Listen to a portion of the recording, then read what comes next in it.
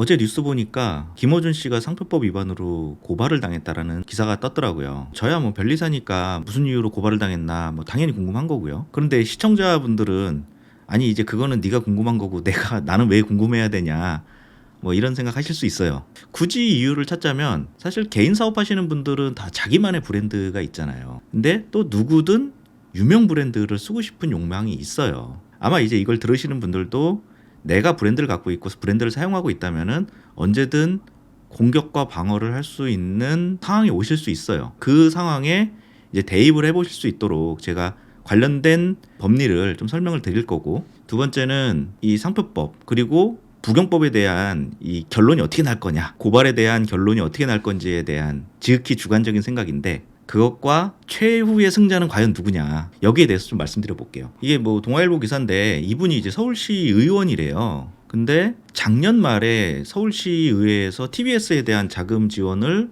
그러니까 김어준 씨가 뭐 편파 방송한다고 해서 뭐 쉽게 말하면 자른 거죠. 꼭 김어준 씨는 이제 나가서 지금 유튜브 채널을 운영을 하고 있는데, 그게 TBS에서 프로그램 명인 그 뉴스공장 부분을 따라했다라는 거예요. 그럼 과연 이게 이제 상표법 침해냐 를 알아보려면 TBS가 어떤 상표권을 갖고 있는지를 확인을 해봐야 돼요. 여기는 이제 키프리스라는 곳인데 인터넷에서 키프리스 치고 상표를 이렇게 치면은 누구든지 다 보실 수 있어요. TBS가 작년에 TBS 뉴스공장 주말특근이라는 이름으로 10월 달에 등록을 받은 거예요.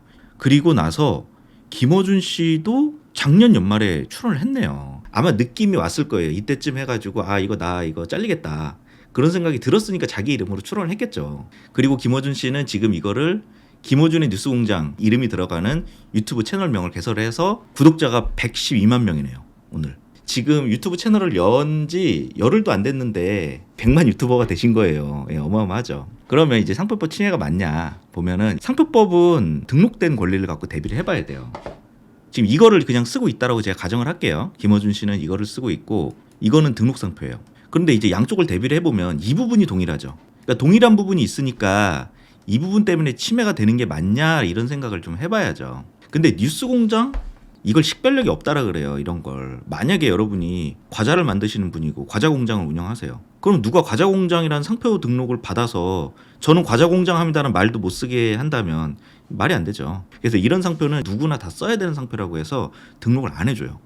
뉴스공장도 뉴스를 만들어내는 어떤 장소, 사람들이 딱 인식이 되기 때문에 언론인들은 다 써야 되는 브랜드인 거예요. 그래서 이런 부분은 법원에서 제외를 하고 나머지 부분을 갖고 대비를 해요. 그럼 결국엔 뉴스공장 부분은 안 되니까 김어준의 하고 TBS는 당연히 다른 상표죠.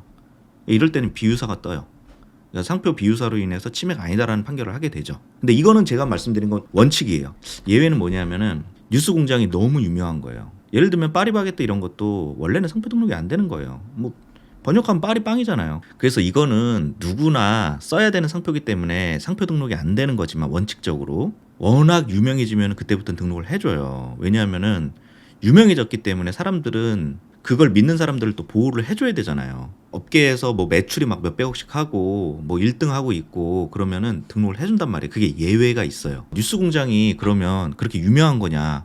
작년에 종합순위 1위를 했대요. 작년 재작년 다. 그러니까 어마어마하게 유명한 거죠. 이 정도면 사람들이 상표 브랜드로 인식을 하고 있다는 거죠. 결국엔 예외가 적용이 되기 때문에 뉴스 공장이라는 거는 중요한 부분이 돼서 법원에서 또 대비를 해줘요. 등록일자 기준으로 봤을 때 충분히 유명한 상태였기 때문에 이 부분만 따로 떼서 유사한 부분을 사용하고 있는 김어준의 뉴스 공장이라는 이 부분에 대해서 상표권 침해를 인정할 여지가 있죠. 정리를 해보면 상표법은 원칙상 김어준 씨가 유리하지만 예외를 적용하게 되면 뉴스공장이라는 이름이 라디오 방송 업계에서 탑 프로그램이었기 때문에 상표법상 침해 가능성이 있다라는 거죠. 또 그 고발한 내용 중에 하나 더 건 게 뭐냐면 이 부정경쟁방지법이라는 게 있어요. 짧게는 이제 부경법이라고 표현을 하는데, 사실 이 부경법은 이 혼동을 하게 하는 행위가 들어가야 돼요. 그래서 상표법보다 침해 잡기가 사실 더 어려워요. 과연 김어준 씨가 새로 개설한 유튜브 채널이 TBS하고 혼동을 발생시킬 것이냐, 저는 좀 부정적으로 보는 거죠. 왜냐하면 여기 보면은 그 제작 주식회사 명랑사회라고 돼 있죠. TBS가 아니다라는 걸 명확히 하고 있어요. 그리고 유튜브 채널 명도 TBS라는 단어가 없죠. 이 정도 되면 사람들이 혼동을 할 가능성이 굉장히 적다는 거죠. 그리고 두 번째, TBS에서는 뉴스공장이라는 프로그램을 지금 종영을 했기 때문에 혼동 대상이 없는 거예요. 그러다 보니까 부경법으로 적용하기는 사실은 쉽지 않다라는 결론인 거죠. 다만 부경법이 조항이 되게 많아요. 다 이렇게 일일이 정해놨어요. 가나, 다라, 마바, 사. 이 쭉 내려가다 보면 뭐가 있냐면은 이 파목이라고 있어요. 이게 만들어진 지 얼마 안 된 법인데 이 법이 조금 위험한 거예요. 타인의 상당한 투자나 노력으로 만들어진 성과.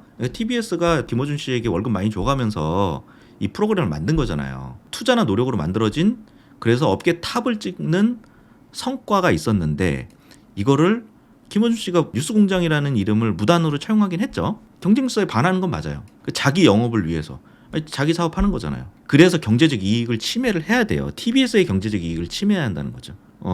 얼핏 보면 부경법 파목에 의해서 김어준 씨가 잡힐 가능성이 있어요. 이게 법이 되게 러프해요. 이 법이.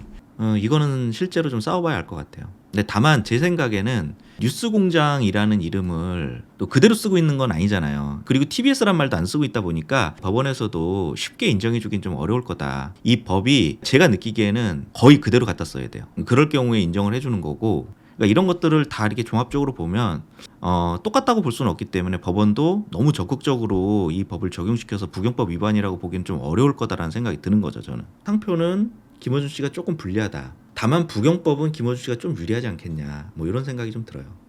그러면 아니 어쨌든 두 가지 법 중 하나라도 뭐 위반을 한 거니까 김어준 씨가 큰일 났네 이렇게 생각할 수도 있지만 최후의 승자는 김어준 씨가 아닐까 그런 생각이 들어요. 왜냐하면 김어준 씨가 프로그램에서 하차를 하고 나와서 자기 기존 팬층을 집결시킬 그런 깃발이 필요했던 거예요. 그러니까 좌표를 찍어줘야 되는데 이 뉴스공장이라는 거는 유튜브 좌표를 찍는 데 있어서 이미 100만 명이 넘었기 때문에 충분히 목적을 달성했죠. 그리고 지금 유튜브 채널명을 바꿔도 돼요. 그러니까 팬층이 따라왔으니까 이제 바꿔도 된단 말이에요.